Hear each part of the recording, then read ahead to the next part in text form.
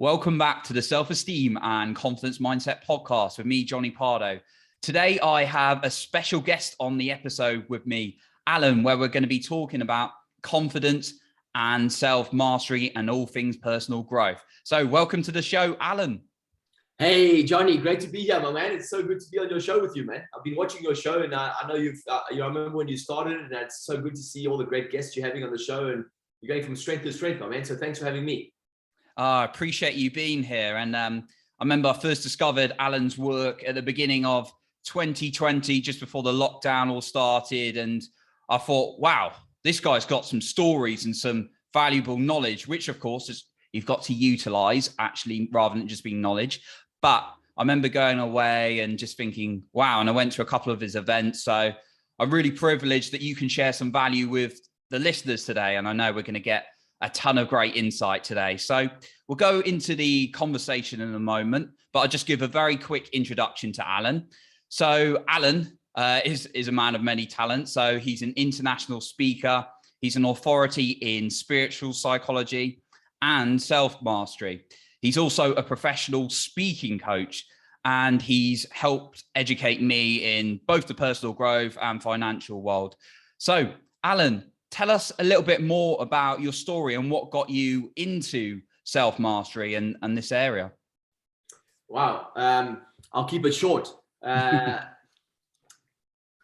came across the idea of personal development or self-mastery, or the idea of understanding yourself a long time ago. I was 21 years of age. In fact, I even was introduced to it earlier than that, 5-6 years before that, several years before that, around the age of 15 or 16, my father gave me a book to read. And he said, listen, read this book. This is all you'll ever really need in business and life. If you read this book and apply what you learn in this book. And the book was How to Win Friends and Influence People by Dale Carnegie.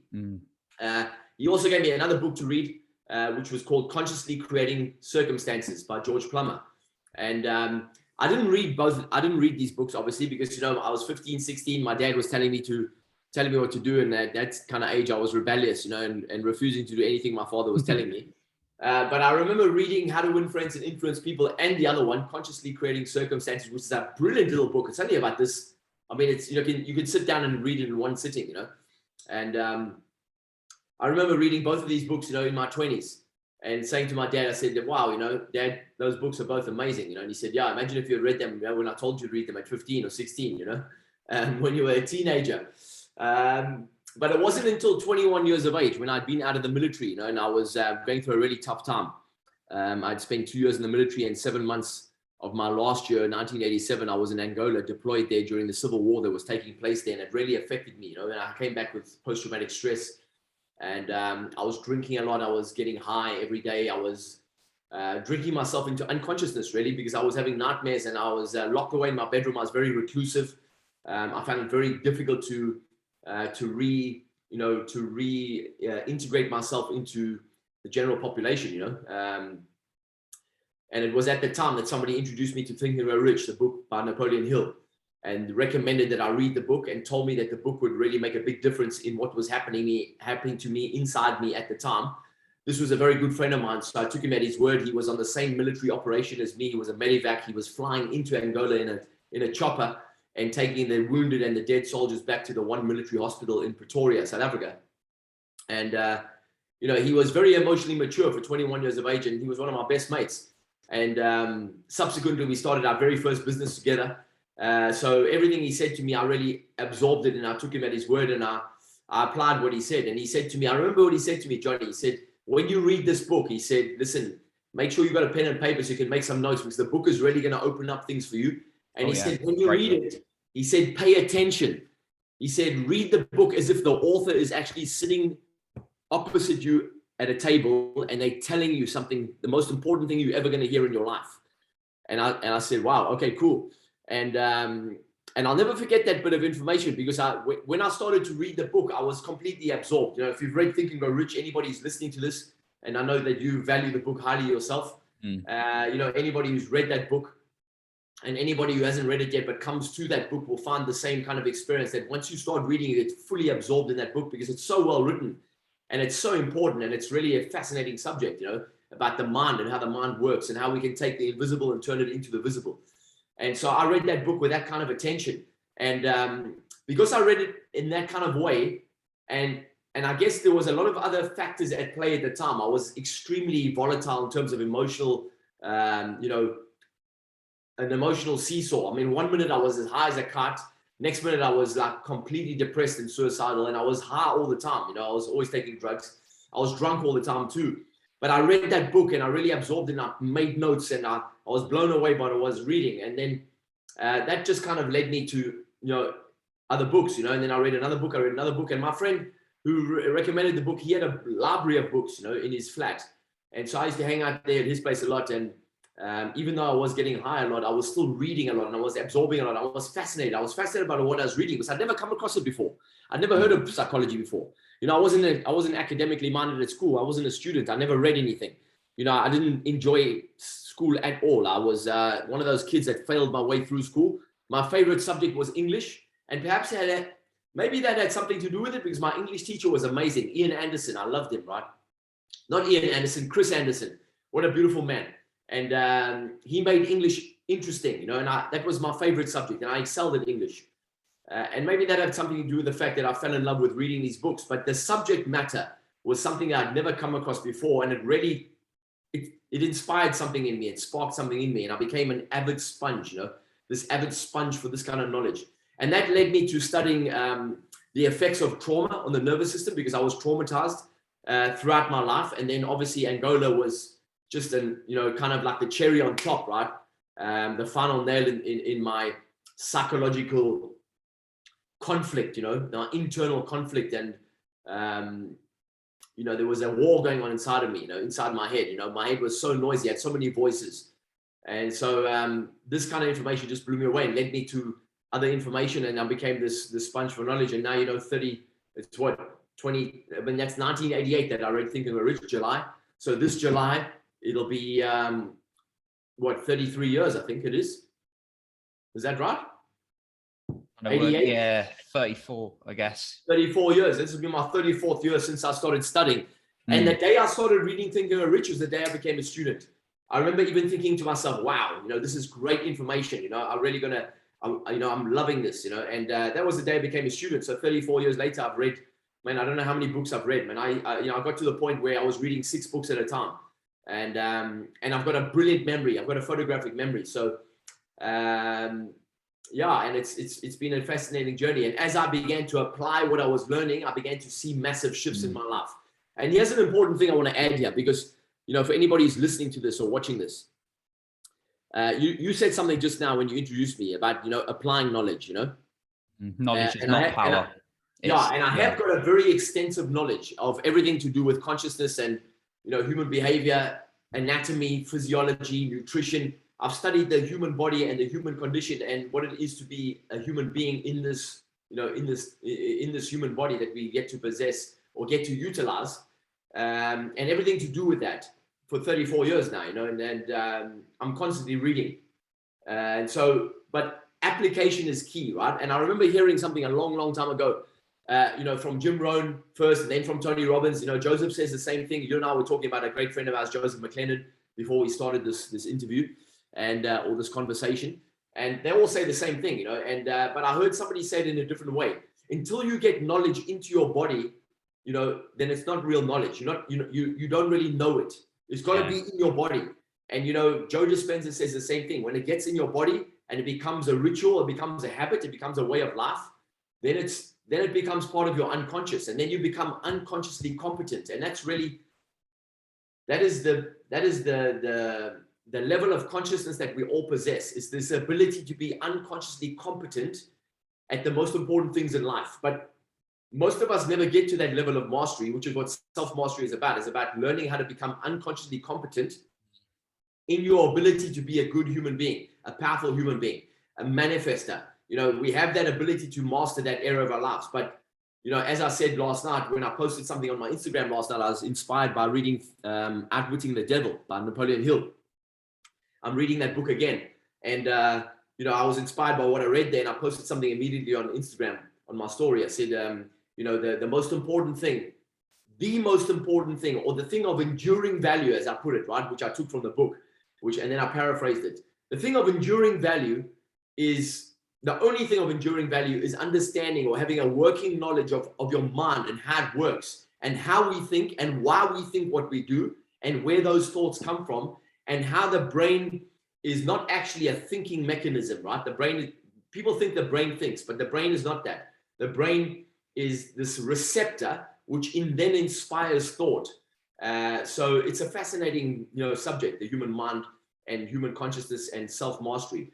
And it's been a fascinating journey. And then obviously I've been able to work with amazing people, and it's been I've been able to create a great life, so I'm very, very blessed. But it really comes back to that thing. It's taking what you learn and applying it. And for a long time, Johnny, I didn't apply it. For the first 11 years of my education, from 88 to 99, I was reading, absorbing, going to workshops, spending money on books, cassette tapes. At that time, we used to have cassette tapes and then CDs. But going to workshops, joined Landmark Education, went to the forum, did an advanced course, the self-expression and leadership program, the communication program, the communication 2 program, and then I became a forum leader. I trained to be a forum leader. But in spite of doing all of these programs, and I was doing other programs too, I was going to St. James's Church in Piccadilly, every week. They used to have guest speakers there. I've seen some amazing people and some of the greatest speakers of our time, many of them have passed on now. And but I didn't really begin to apply what I was learning, what I was absorbing. Luckily, I've got a great memory and I absorbed it deeply. And I was whenever I was reading, I was in a high state of absorption, because I get really excited when I'm reading something inspirational, when I'm reading something to do with psychology, right? But it wasn't until 1999 that I began to apply what I was learning at that particular moment in my time. And then everything I'd learned before that, kind of kicked in, and that's how the brain also works. When you read something, you absorb something, it files it in your filing system. And if you've read something similar or along those lines, or, that has a parallel to what you're reading now, 5 years ago, 10 years ago, 20 years ago, your brain has a very, very clever way of assimilating that information. So, when I began to apply what I was learning, then all things changed, man. And life it's been like this up and down, as it always is. Life is a roller coaster, but my roller coaster is going up like that. You know what I mean? Because, life is never all roses, right? There are thorns, but we learn to use those thorns in a powerful way. Absolutely. Thank you, Allan. I'm always blown away listening to you, and there's always something I'm taking. So I'm going to take plenty of notes today. One of the things Joseph teaches actually is knowledge is not power, and then action is more powerful, but the real power, he believes, is in activity. When you do it again and again and again, action repeatedly. So absolutely, it's like going to the gym, for example. You've got to go to the gym. That's knowledge. That's not going to get you healthy. That's not going to get you fit. You go once, okay, that's a start, but it's not going to change your life around. But the activity is what's going to change your life around. 100%. Yeah, I mean, you reference Joseph now, and for those people who are watching and listening now, if you don't know who we're talking about a very, very successful guy, Joseph McClendon III. If you check him out on Instagram, he works very closely with Tony, one of Tony Robbins' best friends and Tony's head trainer. And, I love what you said there about what Joseph says. I've listened to Joseph so many times, and the first time I ever met Joseph was 1999 in Hawaii. And, I remember he says this a lot, doesn't he? The reason he became so successful so quickly is because when he was going to these workshops, and he went to see Tony first for the first time, and Tony shared a tool or a strategy, and he said, this works. And if you want to change your life in this way, and you use this tool this way, you're going to get great results. And what Joseph would do is he would take that tool and he would apply it like 10, 20, 30, 40, 50 times. If Tony if Tony said to the group, go out and do incantations for half an hour, Joseph would go out and do incantations for 90 minutes or 2 hours rather than half an hour. He'd always go further. And he learned that from his dad, that you should always do a little bit more than is expected of you. My father taught me the same thing. Always do more than is expected of you, especially in business. You always go the extra mile. Jim Rohn says that, used to say that a lot, go the extra mile, because when you go the extra mile, the rewards are exponentially greater. Yeah, that's a great reminder there. And another great reference, Jim Rohn, who came up with such amazing stuff. And one, actually, that kind of leads me on to the next question. Jim Rohn's, one of his sayings, you've got many quotes, but you are the sum of the 5 people you hang out with, right? So obviously when you were taking on board information, it sounds like that started to retrain your mind a bit. Obviously, when you started applying it, it became even more powerful. What was the impact for you about the people you were hanging out with? Did that have a big role in your life? Yeah, absolutely. That's a great question because, when I first came across that phrase, you're the sum total of the 5 people you spend the most time with. I really thought about that, and it reminded me of what my father used to tell me when I was a teenager. He always used to say to me, listen, pick your friends carefully because your friends will make you, and you'll become like them, and you'll tend to do what they do. Because peer pressure is very powerful. And I was very easily influenced as a kid because I had very low self-esteem. So I always gravitated towards, the wrong side of the tracks because I wanted to be accepted. So I would do things that I knew that my father would frown upon. And I used to remember my father telling me, listen, choose your friends wisely. And when I heard of that phrase, later on in personal development, become the sum total of the 5 people you spend the most time with. And Tony says the same thing, right? The expectations of your peer group are what create your lifestyle, right? What create who you are in terms of your identity. It's a very powerful thing, that. And when I at that time, when I made these changes in 1999, when things began to really change for me, it was July of 1999 that I went to see Tony Robbins live in Cardiff. And I remember him saying the same thing again about, the expectations of your peer group and what that does for you in terms of, your environment. Environment is much stronger than will. He used to say the same thing, right? He used to say environment's much stronger than will. You can have a great willpower. You can be motivated. You can have goals written on the wall. You can have your vision board like I have over there in the office. I can see it from here. You can have all these things on the wall. But, if your environment is holding you back, if you're living in a disempowering environment, or you're living in a toxic family, or you're living in in a neighborhood that just is toxic, or is that environment's gonna override your willpower. And so what I did was I looked at my life at that time, and I thought,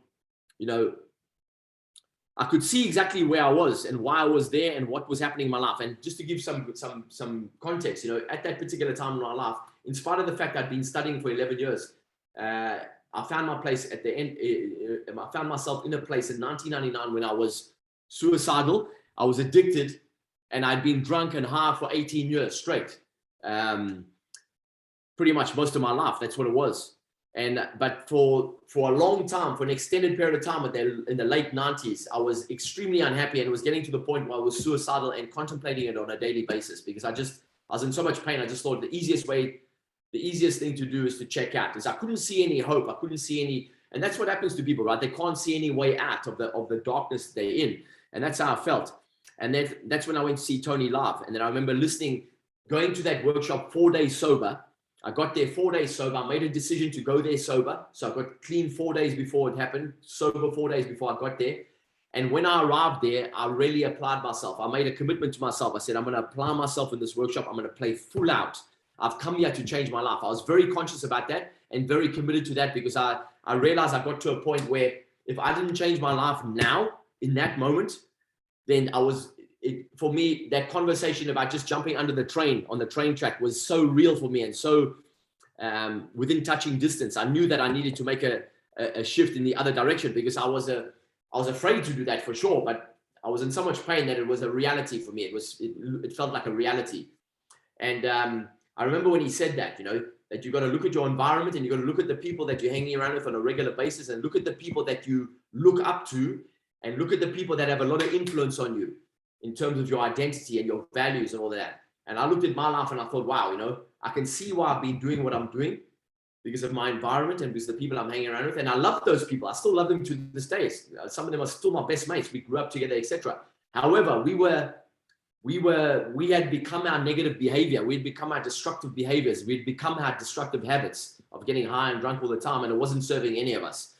And I definitely knew it wasn't serving me. And I had goals and ambitions. I wanted to do things. And these books I was reading in the previous years that inspired things in me, inspired ideas. And I just was so pissed off with myself that I wasn't actioning any of those things because I was just stuck in this old behavior. And so I looked at my environment, I changed it completely. I looked at my peer group, I changed it completely. I just left that peer group. I told them why I was leaving and I explained it. I said, hey, you're not going to see me. I've just come back from this workshop in Cardiff, Wales with Tony Robbins for 4 days, and I've changed my life. That 4 days changed my life completely, 180 degrees. I'm sober. I've been sober for 2 weeks now. I'm staying sober. And part of staying sober means I'm not going to be coming around here anymore. You won't see me for a while. Please understand. Give me some space. I love you guys still. You're still my brothers. I just need to do this for me. And I got some interesting reactions from that conversation. Not all of them positive. However, I stuck to my guns and I found a new peer group, and somebody introduced me to the London Yes group, and I started going to that meeting every single month. And I started befriending people from that environment, and I started hanging out with those people, you know.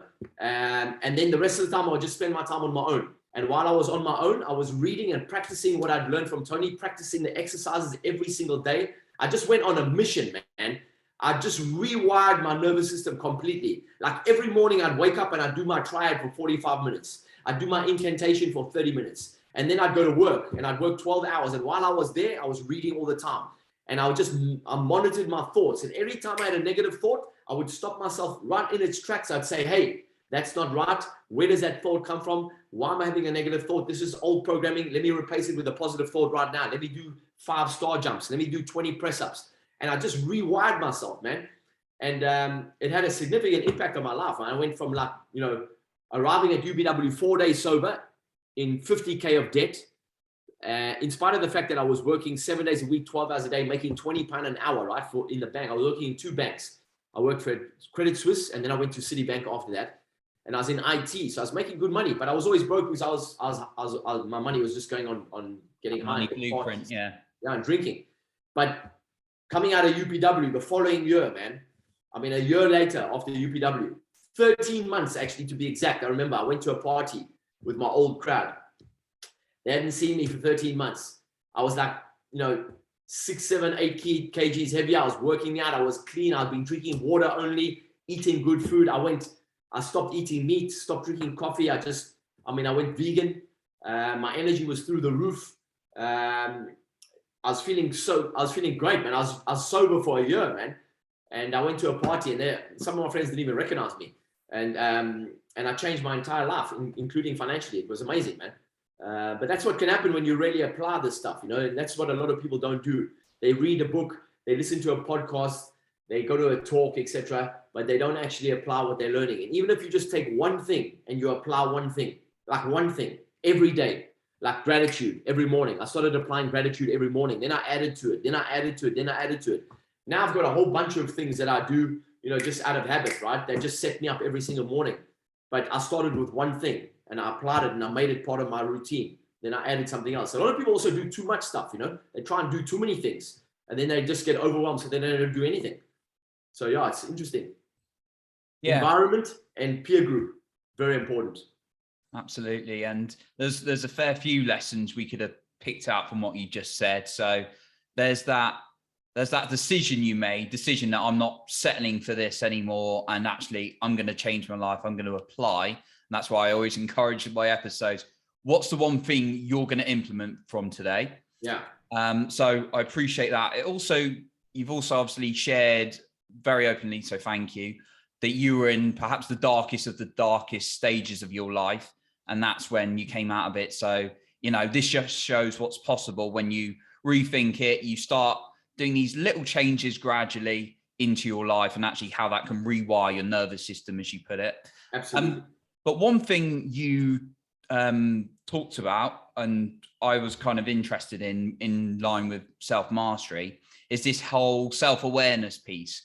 And obviously becoming more aware of ourselves, where we are, where we want to be. So in terms of someone who's very, very busy, they're going around in the cycle of life, right? Most people you speak to these days are busy.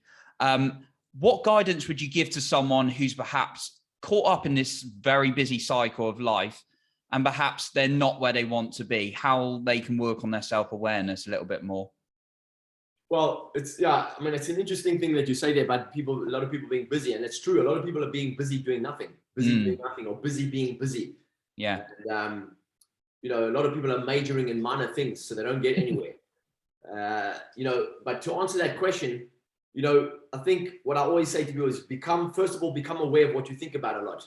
You know, what are your dominant thoughts? What's your dominant thought patterns? Because we've all got dominant thought patterns. And until we become conscious about what those are, and at that point, as you become conscious about your dominant thought patterns, you'll notice that your dominant thought patterns are 99% negative. That's because you've grown up, as we've all grown up, most of us have grown up in a negative environment. And now if you look at the news, it's 99% negative. What you see on social media, 99% negative. What you hear at the local coffee shop, 99% negative. Everyone's complaining. You know, most people are unhappy. You just have to walk around and look at people's faces and you can see they're unhappy. People don't smile at each other. I'll give you an example and I'll come back to the answer again. I walked into a Joe the Juice. What's today? Tuesday. Yesterday. I walked into a Joe the Juice yesterday. Sunday. I walked into a Joe the Juice Sunday on Kensington. And when I walked in, there were 3-4 people behind the counter. And I walked in, I said, "Hey, good afternoon, everyone," with a smile on my face. And they all looked at me and they were silent. Nobody responded. They all looked at me like they were shocked. And so I looked at them and I said, "Wow, you guys are surprised that I said hello. That's quite fascinating. Isn't it interesting?" And I continued. I said, "Isn't it interesting that we find something so natural, that's something so natural, we find it so bizarre because we've been programmed to think that when someone says hello to us, it's like shocking to us because we don't have that kind of stuff." And I said, "Obviously people don't greet you when they come in here." And they said, "No, nobody greets us." I said, "Wow, that's weird, don't you think?" And so, you know, it's like crazy, right? Most people are in their head all the time and they don't even realize it. This is the thing. Most people are so unconscious about what's actually going on inside of them. If you just pause and ask them to pause for a moment and say, "Hey, just take a moment and just feel what's going on inside of you right now. How do you feel? Like, how are you feeling right now?" If you ask the average person that question, Johnny, and they actually pause and they get present to how they're feeling, they'll probably tell you something like this. "Oh, you know what? I've got a pain in my neck.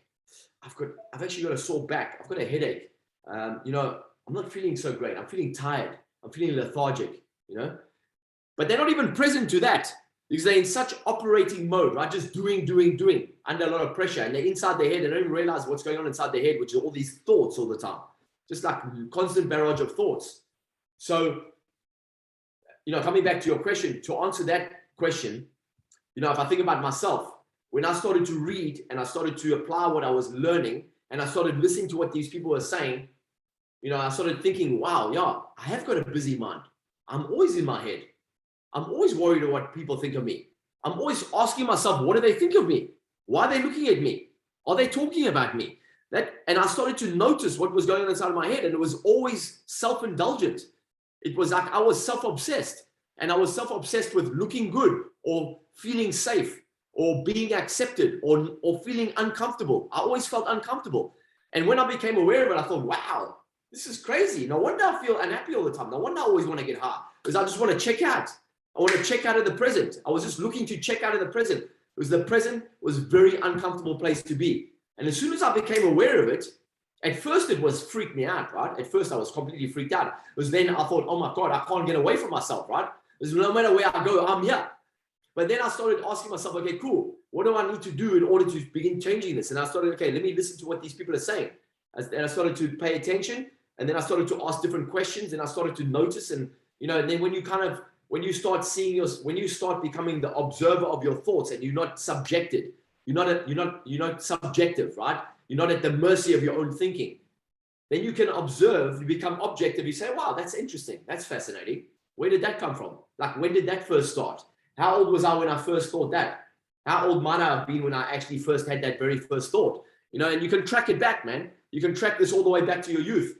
And then you realize, well, actually, it's not you. It's just a program. So the first thing I'd say to people is become aware of what's going on inside your head and ask yourself all the time, is it serving you? And if it's not serving you, ask yourself, what can I do right now to change this right now? Because you're always free to choose a new thought. A lot of people forget that, right? A lot of people forget that you can choose a new thought just like that, right in the moment, anytime. You can stop thinking what you're thinking right now and choose to think something else. And most people don't do that. Why? It's just too difficult. They don't even want to do that. That's why Henry Ford, the great businessman, industrialist, referencing 1920s. Think and Grow Rich quite a bit. Yeah. Yeah. What did he say about thinking? Such a great quote, one of my favorite quotes. And since I came across it, I don't know how many years ago, 25, 30 years ago, I've never stopped using it. He said, thinking, I might need to blow my nose in a second, man. I feel like I'm going to sneeze. He said, thinking is the hardest work there is. That's why so few people engage in it. Now, what was he talking about? He was talking about conscious, constructive thinking, which is what Napoleon Hill talks about. When you sit down and you think constructively. In other words, you create new thoughts about your life. You visualize, you imagine, you talk to yourself in a positive way. You come up with inspiring thought processes. You don't, thinking is not just sitting there and letting your mind think any old garbage, like chewing bubblegum, right, in the mind. It's like the mind is just chewing psychological bubblegum. It's the same thoughts going round and round and round. Why is life so tough? Why are people such idiots? Or what, they complain all the time. They don't realize that's just happening. But thinking constructively and consciously means sitting down and saying to yourself, all right, good. What do I want to do with my life? What do I want to be? You know, what do I want to create? Who do I want to become? What's my legacy about? How do I want to influence people? What do I want to own in my life? You know, what kind of message do I want to, who do I want to be on a conscious basis, on a constructive basis, on a daily basis? That takes work, man, because your ego's been in control for so long and it doesn't want to relinquish control. It's well practiced, that ego. So you've got to build another muscle. You've got to build the muscle of listening and then choosing. Listen, choose. That's how you create responsibility. That's how you become responsible for your life. I created this model called ARC, A-R-C, awareness, responsibility, choice. When you become aware of how you think and why you're thinking like that, and actually also aware that actually I don't have to think like this anymore, I can change this thought. And even if that old thought comes back again, which it will, because it's well practiced, but eventually you start building up the other muscle and eventually the thought slows down. And then it doesn't come back anymore. And then one day you think, you know what? Wow, I don't think that shit anymore. I'm so much more relaxed. I'm so much more confident. I'm so much calmer. I haven't thought a negative thought in ages. Now, I'm not a saint, right? I mean, I was walking, I'm very transparent. I'll give you a first-hand example of myself. I was walking just before I got home for this interview with you. I was in the center here where I live. And I went to get some protein powder. I just come out the gym. And I was walking, I saw these two young guys wearing masks. And the very first thing that came into my head was, what Muppets? Why are they wearing masks in a beautiful day? The sun's out and they're young. Like, I don't know, in their 20s. As soon as I said that, right? And this comes from building muscle, right? And practice. And I've been practicing this for years, like 3 decades. As soon as I heard that thought in my mind, I said to myself, Allan, that's not fair. Have some compassion. They're just doing that because they've been programmed. They don't know any better. Maybe if you were in their shoes, you'd be thinking the same thing. Send them some love right now. And then I turned around and I looked at them as they were walking away from me. I looked at their backs and I said, I'm sorry, please forgive me. I love you. Thank you. And then I said it to myself. I'm sorry, please forgive me. I love you. Thank you. Because I know when I ask for forgiveness for another human being, I have to ask for forgiveness for myself. But that just comes with practice, where you build that practice. And that's an automatic reaction for me now, an automatic response. It's not a reaction, it's a response. But I've built that response into my nervous system and it serves me well. And I don't have a lot of negative thinking anymore. You know, the ego is still there. Of course, I've got my ego and my ego is still, it's still got its own identity. However, I've befriended my ego. I've made it my ally. And my ego has learned that it's okay not to be afraid anymore. It doesn't have to be afraid, but it's still judgmental sometimes because being judgmental is a program that we are all around all the time. This social media is training people to be judgmental all the time. The news is training people to be judgmental. Then they've got that in their own home with their parents. Parents are training their kids to be judgmental all the time. So you have to manage that all the time and be aware. Pay attention. What am I thinking? Is it serving me right now? Does this thought make me feel good? No, it doesn't make me feel good. What do I need to think? What do I need to think right now to make me feel good? Just come up with something. Like, I'm grateful. What am I grateful for? I'm grateful for this water. I'm grateful for the fact I've got eyes, I've got hands, I'm healthy, I've got food to eat. And then you start, that's how you start to change yourself, man. It's a long answer to your question. Sorry, buddy. No, absolutely. You actually covered something else I was going to touch on, and that was comparing ourselves to others, because that's the ego popping in, right? And it's that judgment. And I'm doing a program at the moment by Gabby Bernstein on judgment detox, and she's great with that kind of thing. So I'm glad you touched on it as well, that judgment, because we've always got that voice, but is about practice that you were saying. And thank you for obviously sharing that there's nobody's perfect. We all have those thoughts, right? Like your examples of seeing those two young guys and then actually transforming it into something great. Gratitude being a real powerful one. So Allan, a couple more questions to kind of finish off, because it's been an amazing conversation. But one thing I'm very passionate about is the power of investing your time, energy, and money into yourself to grow yourself and really develop that level of self-mastery. So can you tell us a little bit about how that's been important in your life and your development?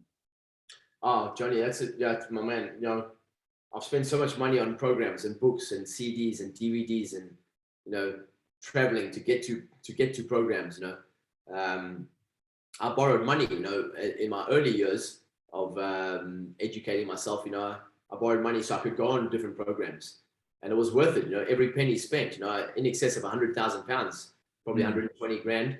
You know, on just you know, buying programs, 5-day programs, 10-day programs, you know, plane tickets to get to these programs, hotels to stay at these places. You know, I've traveled all over the place to go to different programs, and it's been well worth it, you know, and I've got so many books. I've got books in storage in South Africa. I've got books in storage here. I've got books upstairs all over the bookshelf. I've got books here behind me in that room right there, you know, and you know, each book you buy is like, you know, 15, 20 bucks. But it's worth it, right? Because, you know, you can learn so much.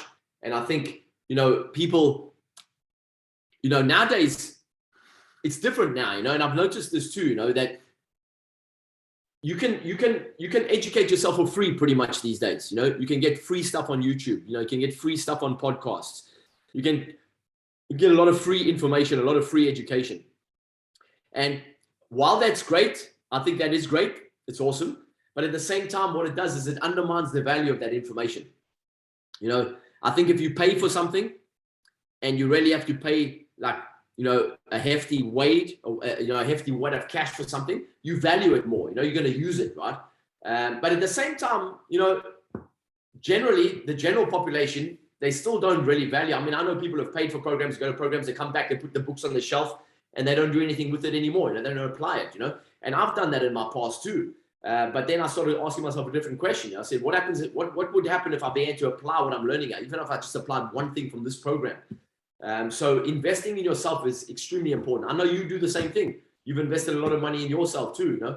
You know, you've paid a lot of money for different programs, and each time you pay money for a program and you apply what you're learning, etc., you know, you've got another feather in your cap. You've got another tool in your belt, and that just makes you more effective as a human being. Ultimately, you know, we're talking about self-mastery, and I think we must talk about this before we end the conversation, is that because it ties in very nicely to constant growth that we're talking about now, but also ties in nicely to what you said earlier about judgment and releasing judgment or becoming less judgmental. Is you know, ultimate self-mastery is recognizing the gift that exists inside of you and the gift that you've been given to house the gift that exists inside of you. So let me explain that. The body is just a vessel, right? It's a conduit, and a conduit allows things to flow through it. You know, if you've got a conduit, that means you've got a pipe, and then through a pipe flows a cable or water or whatever it is, or electricity or whatever. You know, the human body is exactly the same thing. It's a conduit. It's a conduit for energy. Energy flows to us, through us, and from us all the time, 24 hours a day, 7 days a week. It's a constant. From the moment that you manifest into human form and you're conceived in the human body, and energy becomes matter. You go from energy into physical form, and you begin to develop in your mother's womb. From that moment, you are now a conduit for energy, and you remain a conduit for energy. So the most powerful way to develop self-mastery is to learn what this energy is, to understand it. And it's very difficult to understand completely, and we'll never really understand it completely, but we can develop ideas about it, and we can, and through those developing of those ideas about it, we can come to a certain understanding of it, and we can see the benefits of that understanding. That understanding becomes tangible benefits. And through all of that, you start to understand that this body is just a conduit. And if you treat it with respect, and you understand that there's a much greater force that flows to you, through you, and from you in all things, and that same force is flowing through everything, every single thing on this planet, this computer, the trees outside, you know, this chair I'm sitting on, this worktop here, it's all energy moving at speed. Now, we are we forget that we take it for granted because we think it's an inanimate object because it's not moving. But we forget it is moving. We just can't see it moving. It's moving at speed. It's energy moving at speed.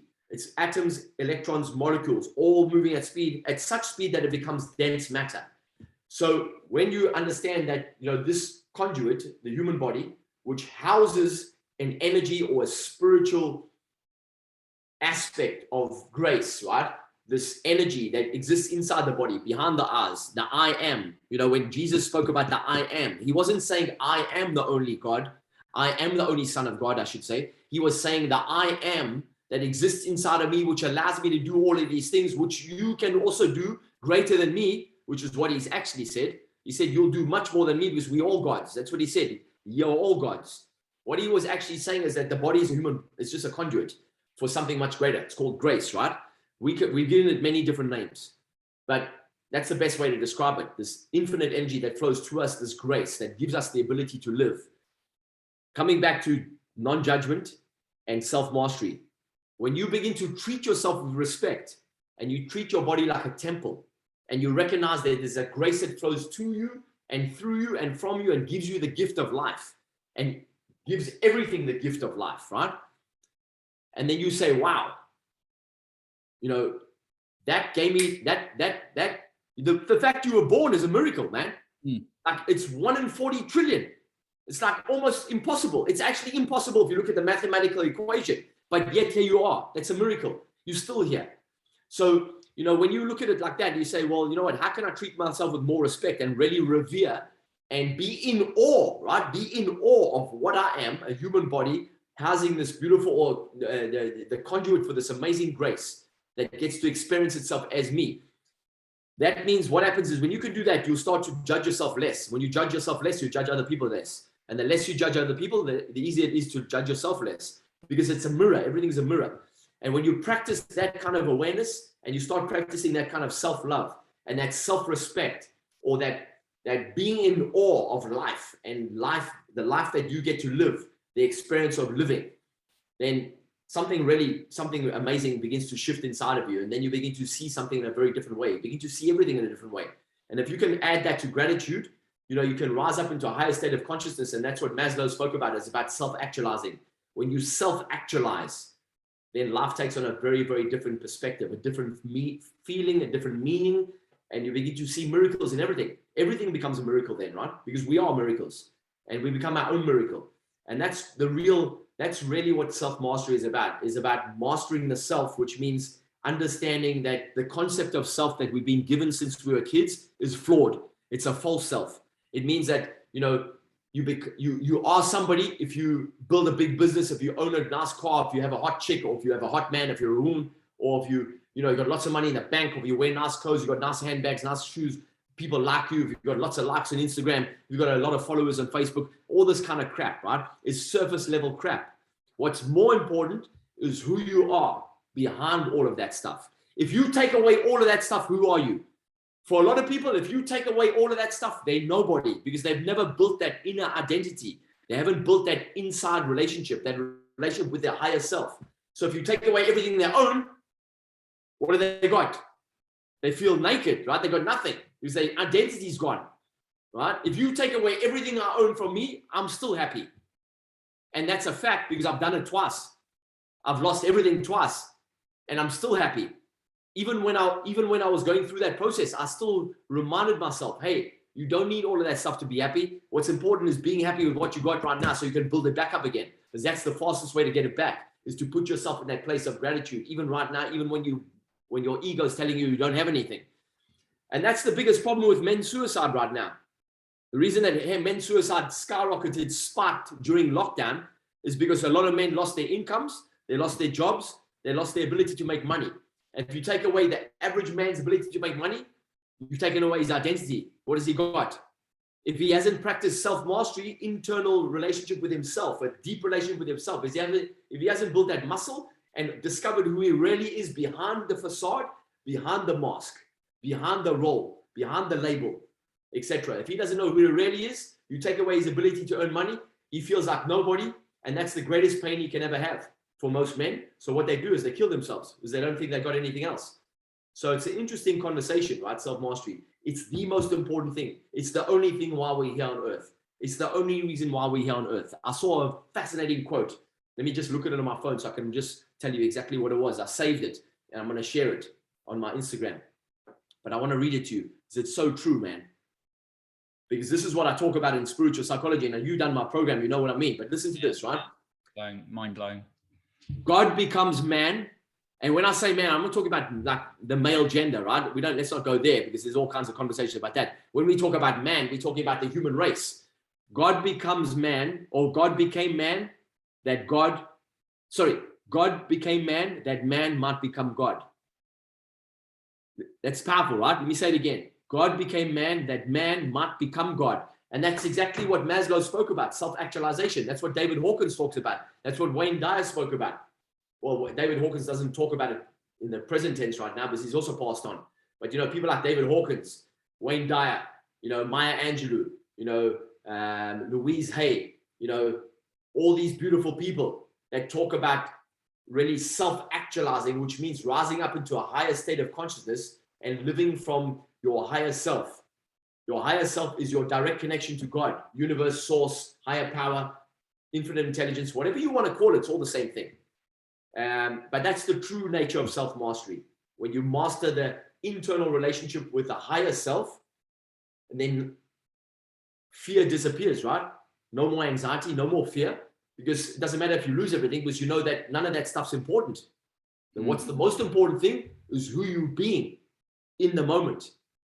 Why are you having something taken away? Who are you going to be when that happens? Why are you making money? Who are you going to be when that happens? Why are you making love? Who are you being? While you're being a father, while you are teaching your kids something, who you being? It's all about that being. And that beingness at its highest form is God manifesting self in your human form, and then therefore so that you can find your way back to that higher self and becoming God in your human form. Absolutely. So vital, self-mastery these days as well. The amount of fear that's, put out there in the media. I know Peter Sage is also a lover of the media, not there is, there's various other sources out there that are going to put it. So the self-mastery is so key. And I know, obviously, I learned a lot from you when I was going through it. And then the identity, creating yourself an identity statement was just one of them, which is a real powerful impact. So thank you for the work you do in self-mastery. And I certainly learned a lot, and I know many people have. So Allan, to be honest, I could have a conversation with you for hours. You've got so much value to share. But I've really enjoyed your input today, and I've been taking plenty of notes, and I know the listener would have been taking plenty of notes and actions. So where can people find you if they want to find out a little bit more about your work or go further with this? Well, they can find me on social media, Instagram and Facebook mainly. I'm on other platforms like LinkedIn and Twitter, but I'm not very active in those things. I'm not very active on social media lately. I do post the odd Instagram post, and I post the odd story, etc., and that kind of stuff, and the odd Facebook post, but I'm not as active as I used to be before this lockdown, or this whole lockdown malarkey started 2 years ago, whatever it was. Because now I just find that social media, whenever you go to social media, everything's so political and everyone's got an opinion about everything. And most people's opinions aren't really worth, much, because they're based in other people's opinions. They're not based in a personal experience. However, if people want to find out more about me, connect with me on Instagram, Facebook, send me a message if you want to. Thanks, Johnny. I appreciate the invitation. It's been great talking with you, my man. And the time's flown by already, man. And we could talk for ages, man. Absolutely, I'd love to as well. So yeah, that's where you can find Allan, obviously, when he's available. So we'll put your links in the description as well. So once again, a big thank you, Allan, for coming on and sharing such valuable insight. Thanks, Johnny. Appreciate it, bud. Awesome. So that concludes our episode for today. But remember, work on your self-confidence every single day.